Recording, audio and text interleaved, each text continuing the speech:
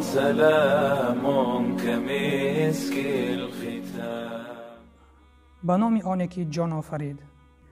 الله سبحانه و تعالی می فرماید برای کسانی که دوست دارند برای مؤمنان کارهای زشت و فحش پهن گردد، هر آینه در دنیا و آخرت برای آنها عذاب دردناک مهیاست.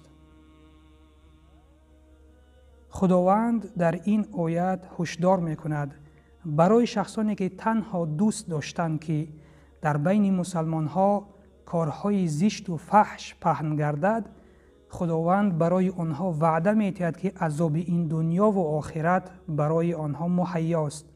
لهم عذاب علیم فی الدنیا والآخره. برای آنها عذاب دردناک مهیاست در این دنیا و آخرت. این تنها برای شخصانی که دوست داشتند. و شما تصور کنید برای شخصانی که سبب این کار می شوند، سبب پهن گشتن فساد می شوند یا خود به این کار دست می زنند، چی عذابی است؟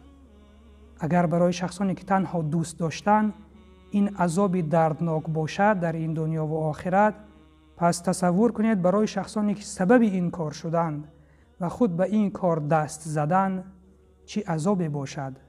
بله، عذاب آنها از این عذاب هم بیشتر و زیادتر می شود.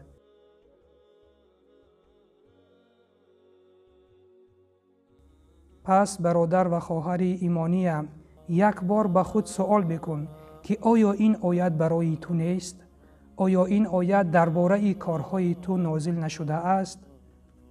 پس اگر تو از جمله آنان باشی که دوست می‌داری کارهای فحش در بین مسلمانان پهن گردد یا این که تو سببگار این کار باشی، پس الان فرصت داری که بعد از شنیدن این آیت توبه کرده به درگاه خداوند باز بگردی، وگرنه عذاب سختی را منتظر باش. پس خوش به حال آن شخصی که بعد از شنیدن این آیت خود را اصلاح کرد و توبه کرد و به درگاه خداوند بازگشت. خداوندا شاهد باش، سخنان تو را به بندگانت رسانیدم و سلام بر آن شخصانی که راه هدایت را پیش گرفتند.